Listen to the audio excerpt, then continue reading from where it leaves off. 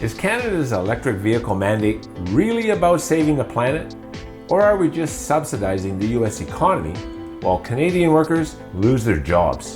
The federal electric vehicle, or EV mandate, sets sales targets for zero-emission vehicles that apply to all automakers and importers. The overall goal is that 100% of new cars and light trucks sold in 2035 will be zero-emission vehicles. Ottawa has prescribed some interim targets. By 2030, for example, that number has to hit 60%. But CEOs of 3 automakers that met with Prime Minister Mark Carney Wednesday told him that meeting those targets will kill the Canadian auto industry. The EV mandate itself is not sustainable. The targets that have been established cannot be met. But the government wants to press ahead nonetheless with EV adoption. The latest StatsCan data from March showed that EV car sales dropped 44% compared to the same month a year ago. Mark Carney's rush to mandate 100% electric vehicle sales by 2035 is driving jobs and investment out of Canada as automakers shift production to the US factories that enjoy better trade deals and bigger subsidies. That leaves Canadian workers and communities losing out while Americans gain the economic rewards. This aggressive push isn't helping Canadians. In fact, it's killing our auto industry. Automakers are moving production to the US factories where trade deals and subsidies make it easier to operate. General Motors has recently cut shifts in Oshawa and paused EV production in Ingersoll while pouring $4 billion into Michigan plants. Ford delayed its EV launch in Oakville, favoring gas vehicles. What the heck are Mark Carney and the Liberals exactly up to? This is really Carney's new car ban tax. This is really serious because it's going to start affecting your bottom line real fast. People think this is only going to hit in a decade. No. In 5 months' time, the Carney government is going to start forcing and punishing car dealerships to sell 20% of their new car sales as electric vehicles. There's only about 9% right now. Guess who's going to have to eat that extra 11%? You. Yeah. Car dealerships are going to be punished financially by the federal government. And it's also going to affect your ability, the supply of normal gasoline and diesel powered vehicles. You heard that, right? From 9% EV sales currently to 20% in 5 months. And to get there, they have to punish car dealerships and force 11% more of us to buy electric vehicles that clearly we don't want. Meanwhile, US tariffs on foreign-made EVs and batteries make it unprofitable to build it here, pushing companies like GM and Ford to states like Tennessee and Georgia. Honda even scrapped a major EV battery plant in Ontario, despite Ottawa's incentives, because the US market is, at the moment, way more attractive. Add this to the fact that there's a 44% drop in EV sales compared to last year.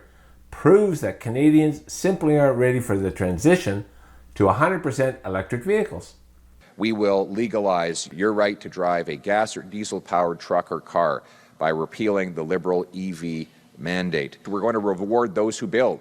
We'll get rid of the capital gains tax when you reinvest your proceeds here in Canada. This will cause a boom in Canadian investment. We get about 15 grand of investment per worker in Canada. In the States, it's 28 grand, both measured in US dollars. No wonder that the American economy is leaving us behind. Canada's biggest car makers are urging Carney's government to rethink their policy, warning that it's killing competitiveness. Meanwhile, did you know that Ontario's grid can't even handle the mandate's demands? The IESO predicts electricity use will jump 75% with EVs needing 44 terawatt hours, up from just 3 today. Without massive new power sources, we're facing blackouts or skyrocketing rates. If you're convinced that carbon dioxide is going to destroy the planet, then nuclear seems a perfectly reasonable alternative. But the Greens also fulminate actively against nuclear plants and are having them closed down in places like California and in Germany, much to the detriment both of the economy and the environment. The Germans turned to burning lignite because they closed their nuclear plants, which is so they managed to come out of the green energy movement, producing more carbon dioxide, more particulate matter, less energy, less reliable energy. Nobody said logic would prevail. That's for sure. The real problem is that in the beginning, nuclear energy should be in the same category as nuclear medicine, not as nuclear war. Peterson nails it. Green policies like the EV mandate often backfire, just like Germany's nuclear shutdowns that hurt their economy and energy reliability. In Canada, the mandate's 2035 timeline is a fantasy, with Ontario's energy planners admitting the grid won't even be ready until 2050. Building it could cost $400 billion, hitting taxpayers with an estimated $2,000 per household, which no doubt will add billions to our national debt.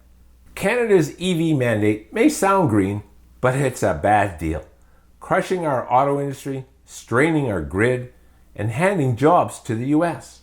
We need a Canada First strategy.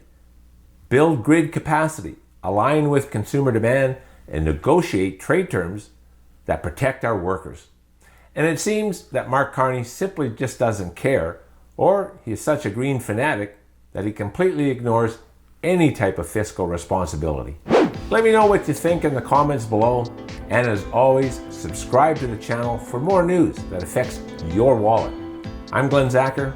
I'll see you next time.